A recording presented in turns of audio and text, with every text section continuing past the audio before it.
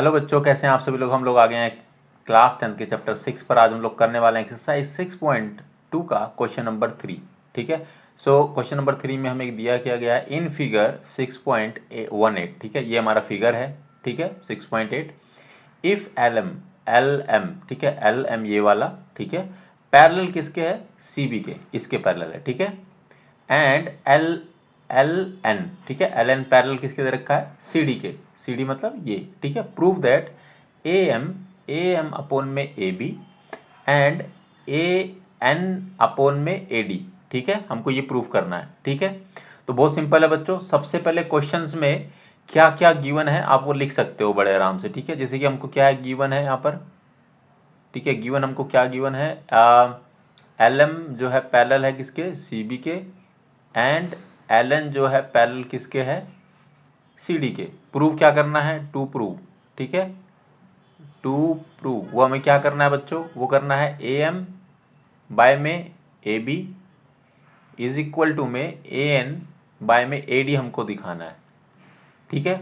सो बहुत सिंपल है। यहाँ पर भी बीपीटी थ्योरम लगेगी या थेल्स थ्योरम बोल सकते हो। ठीक है, ये पूरी एक्सरसाइज ही बीपीटी और मतलब थेल्स थ्योरम सेम चीज है, तो उस पे निर्धारित है, उस पे इस सारे क्वेश्चन इसके हैं, उसी का लॉजिक यहाँ इस्तेमाल करना है। ठीक है, उसी के प्रूफ से हमको इसको यहाँ पर सारे क्वेश्चन हमारे आसानी से हो जाएंगे। ठीक है, तो ध्यान से समझना और ध्यान से क्वेश्चन को पढ़ना। ठीक है, चलिए। सबसे पहले हम क्या करते हैं, हमको बोला गया है कि सबसे पहले हम लोग ये वाला ट्रायंगल ले लेते हैं। ठीक है, इन ट्रायंगल ए बी सी, ठीक है, ए बी सी की बात कर रहे हैं, ये ले लेते हैं। ठीक है, जिसमें हमें क्या दिया गया बच्चों, एल एम पैरेलल है किसके, सी बी के। ठीक है, ये दिया गया है। हम कह सकते हैं कि जो हमारा ए एम है, ठीक है, वो A M A M by में ए बी, ठीक है, हमने लिखा है ए एम बाय में ए बी, ठीक है, इज इक्वल क्या होगा, ए एल बाय में ए सी, ये होगा। ठीक है, कैसे होगा, बाय बीपीटी, ठीक है, बाय बीपीटी। ठीक है, इसको हम लोग इक्वेशन 1 मान लेते हैं बच्चों। ठीक है, दूसरा, in triangle A D C, in triangle A D C, ठीक है, हमें क्या दिया गया है, एल एन जो है वो पैरेलल है किसके, सी डी के। ठीक है बच्चों, अब हम लिख सकते हैं ए एन अपॉन में A D, A N upon में A D is equal to में, ठीक है, ए एल अपॉन में ए सी।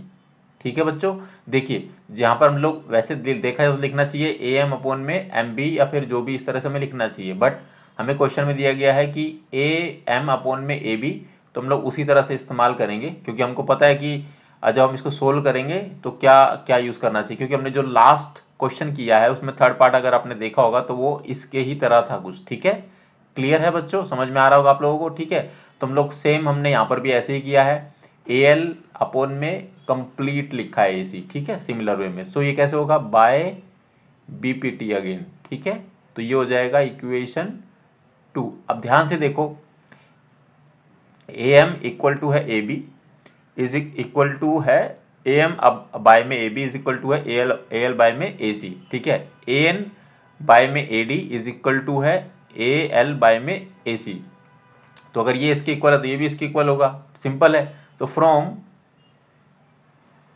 इक्वेशन 1 एंड 2, इक्वेशन नहीं, फ्रॉम 1 एंड 2 लिख देंगे। ठीक है, इक्वेशन तो नहीं बोलेंगे, मान लीजिए जो भी लिखना आपको, from 1 and 2 we can say that, ठीक है, कि आपका क्या होगा, ए एम बाय में A B is equal to होगा ए एन बाय में ए डी। ठीक है बच्चों, ठीक है, तो हम यहां पर लिखेंगे ये हो गया हमारा हेंस प्रूव्ड। ठीक है, समझ में आया सबको, कोई क्वेश्चंस, कोई क्वेरी, अगर इस क्वेश्चन में कोई भी क्वेरी, कोई समस्या, कोई परेशानी तो कमेंट सेक्शन में पूछ सकते हैं, कोई डाउट है। ठीक है, अगर वीडियो अच्छी लगी तो वीडियो को लाइक करिए और ज़्यादा से ज़्यादा शेयर करो अपने दोस्तों के साथ, ताकि उनकी हेल्प हो सके। मेरे साथ प्रैक्टिस जरूर करते रहना, अगला क्वेश्चन खुद से ट्राई करना, आसान है सारे क्वेश्चंस। ठीक है, बस आपको बीपीटी थ्योरम अच्छे से पता होनी चाहिए। ठीक है, उसका हमने प्रूफ भी बताया, तो उसको एक बार जाके देख लेना। ठीक है, इस पूरे चैप्टर में हम लोग बीपीटी थ्योरम का इस्तेमाल करने वाले हैं, या फिर कन्वर्स ऑफ बीपीटी थ्योरम। ठीक है, ये आपको ध्यान रखना है, इसी पे पूरा ये एक्सरसाइज जो है उसी पे बेस्ड है। ठीक है, और अपना ख्याल रखो, गर्मी बहुत ज़्यादा है। मिलेंगे आपसे अगली वीडियो में जिसमें हम लोग क्वेश्चन नंबर 4 करेंगे। तब तक आप लोग क्या करें, अपना ख्याल रखें। ठीक है, thank you very very much.